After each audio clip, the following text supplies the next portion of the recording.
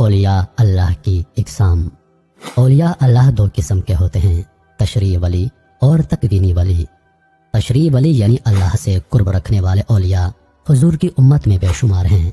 جہاں 40 سال مسلمان جمع ہوں وہاں ایک دو ولی ضرور ہوتے ہیں۔ تکوینی ولی وہ کہ جنہیں عالم میں تصرف کا اختیار دیا گیا ہو، ان کی مخصوص جماعت ہے جیسے غوث، قطب، ابدال وغیرہ۔ ان کی مختلف اقسام ہیں اور یہ تمام قیامت کے ڈر یا دنیا کے مضر خوف و غم سے محفوظ ہیں۔ علماء کرام نے تکوینی اولیاء کرام کی مختلف اقسام اور تعداد بیان کی ہے۔ حصول برکت کے لیے ان میں سے 8 کا مختصر ذکر ملاحظہ فرمائیے۔ قطب، اس سے مراد وہ عظیم انسان ہے جو زمانے بھر میں صرف ایک ہی ہو، اسی کو غوث بھی کہتے ہیں۔ قطب اللہ پاک کا نہایت مقرب اور اپنے زمانے کے تمام اولیاء کا آقا ہوتا ہے۔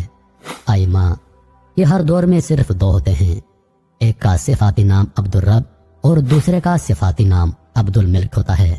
یہ دونوں قطب کے وزیر ہوتے ہیں اور یہی اس کے انتقال کے بعد اس کے خلیفہ ہوتے ہیں۔ اوتاد، یہ ہر دور میں صرف 4 حضرات ہوتے ہیں۔ ان کے ذریعے اللہ پاک مشرق، مغرب، شمال اور جنوب کی حفاظت فرماتا ہے۔ ان میں سے ہر ایک کی ولایت ایک جہت میں ہوتی ہے۔ ان کے صفاتی نام یہ ہیں: عبد الحی، عبد العلیم، عبد القادر اور عبد المرید۔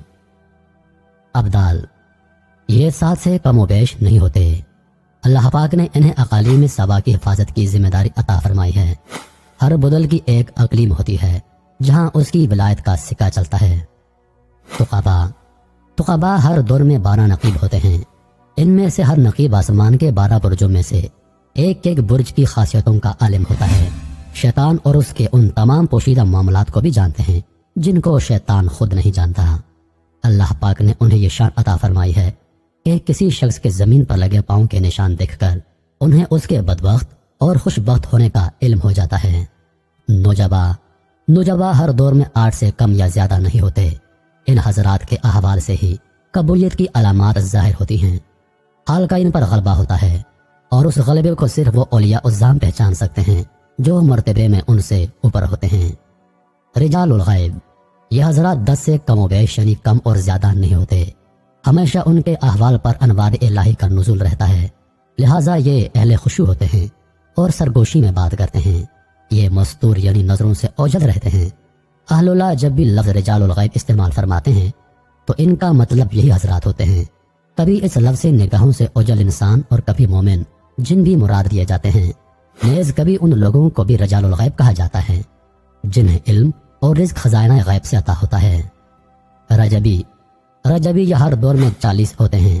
انہیں رجبی اس لیے کہا جاتا ہے کہ اس مقام کا حال صرف ماہ رجب کی پہلی تاریخ سے آخری تاریخ تک طاری ہوتا ہے، البتہ بعضوں پر اس کیفیت کا کچھ اثر پورے سال رہتا ہے۔ لفظ ولی ولائی سے بنا ہے، کبھی اس کا معنی انات و مدد کرنا، حمایت کرنا، محبت کرنا، فرما برداری کرنا اور اطاعت کرنا آتا ہے۔ اسی سے مولی بھی ہے۔ اس معنی کے اعتبار سے ولایت عام ہے اور ولی کا اطلاق ہر عام و خاص پر ہو سکتا ہے، بلکہ ہر نیک مسلمان جسے قرب الہی حاصل ہو وہ ولی تشریع ہے۔ اور ولی کو ولی اس وجہ سے بھی کہتے ہیں کہ وہ معین، مددگار، اطاعت گزار اور فرما بردار ہوتا ہے۔ نفس کا مقام صوفیہ نے 2 طرح سے بیان کیا ہے۔ کسی شخص میں اگر تکبر، حسد، غرور کا مادہ زیادہ ہے تو اس کا نفس دماغ یعنی سر میں ہے، اور جس شخص میں لالچ، شہوت اور نفسانی خواہشات کا غلبہ ہوتا ہے اس کا نفس زیر ناف ہوتا ہے۔ جب مرشد کریم کی توجہ اور اوراد و انکار کی پابندی مرید کرتا ہے تو نفس کی صفات مغلوب ہونے لگتی ہیں اور نفس ترقی کی جانب سفر کرنے لگتا ہے۔ نفس کی اقسام: نفس امارہ جو سراسر گناہوں اور دنیا کی محبت کی جانب راغب ہوتا ہے۔ نفس لوامہ، یہ نفس ملامت کرنے والا ہے مگر یہ بھی نفس گناہ کرواتا ہے پھر ملامت کرتا ہے۔ نفس ملہمہ پر پہنچ کر نفس گناہوں سے نکل آتا ہے، سالک کو اس نفس میں راحت میسر آتی ہے۔ یہ نفس سراپا ذات باری کی جانب متوجہ رہتا ہے۔ نفس مطمئنہ، یہ نفس کامل اطمینان والا نفس ہے جس کے بارے میں سورہ فجر میں اللہ تعالیٰ فرماتا ہے: اے اطمینان پانے والے نفس، آ داخل ہو جا میرے بندوں میں، ہو جا میری جنت میں اس حال میں کہ تیرا رب تجھ سے راضی ہو اور تو اپنے رب سے راضی۔ کچھ مشائخ نے نفس رحمانیہ کا بھی ذکر کیا ہے۔ نفس کاملہ راضیہ اور مرضیہ بھی نفس مطمئنہ کے اعلیٰ درجے ہیں۔ دل کے اندر ایک لطیفہ ظاہر ہوتا ہے جسے لطیفہ قلب کہتے ہیں۔ صوفیہ کرام قلب سے مراد انسان کی جامعیت سے لیتے ہیں۔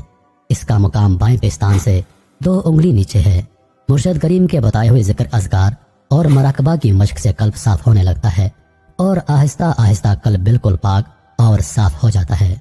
یہاں قلب کو قناعِ قلب میسر ہوتی ہے، جس کی کیفیت یہ ہے کہ دل سوائے اللہ سے فارغ ہو جاتا ہے، جس کی کیفیت یہ ہوتی ہے کہ انسان کا دل دنیا سے ہٹ جاتا ہے، انسان کا دل صرف اللہ کی جانب راغب ہو جاتا ہے۔ مقام قلب کے بعد مقام روح ہے۔ لطیفہ روح کا مقام دائیں پستان سے 2 انگلیاں نیچے ہے۔ روح چونکہ ازل میں ذات باری تعالیٰ کا دیدار کر چکی ہے، مگر جب تنزل کر کے روح کو عالم اجساد میں بھیجا گیا اور روح کا تعلق ایک قوی ہیکل وجود سے ہوا تو نفس کی صفات روح کی صفات پر غالب آ گئی اور روح پر ظلمت کے پردے پڑ گئے۔ روح نفس کی غلام بن کر رہ گئی۔ روح کو نفس کی قید سے چھڑانا انتہائی ضروری امر ہے۔ اس کے بغیر روح اپنے اصل کی جانب پوری طرح متوجہ نہیں ہو پاتی۔ روح کی نفس سے مجرد ہونے کی کیفیت یہ ہے کہ دائیں پستان کے نیچے روح کا مقام خالی ہو جاتا ہے اور وجود انتہائی لطیف ہو جاتا ہے۔ اس کیفیت کو وہی سالک محسوس کر سکتا ہے جو مقام روح تک پہنچ چکا ہے۔ روح کے نفس سے آزاد ہونے کے بعد نہ روح جسم سے ملی نظر آتی ہے، نہ جدا، بس بیان سے باہر ہے۔ لطیفہ سری اس کا مقام قلب سے 2 انگلی اوپر سینے کی جانب ہے۔ بائیں جانب لطیفہ خفی، دائیں جانب لطیفہ روح کے اوپر ہے۔ لطیفہ اخفی اس کا مقام سینے کے درمیان ہے۔ جب سب لطائف یعنی 6 لطائف روشن اور منور ہو جاتے ہیں تو پھر سارے وجود پر ذکر کی مشق کی جاتی ہے، جس کے سبب تمام وجود ذاکر ہو جاتا ہے۔ اسے سلطان الاذکار کہتے ہیں، جس میں تمام وجود ہڈیاں، گوشت پوست، سر سے پاؤں تک ذکر کرتے ہیں۔ سر کے درمیان بھی لطیفہ ظاہر ہوتا ہے، جسے کچھ مشائخ نے لطیفہ انا کہا ہے، اور یہی سر بھید کا مقام ہے، یعنی انسان میرا بھید ہے اور میں انسان کا بھید ہوں۔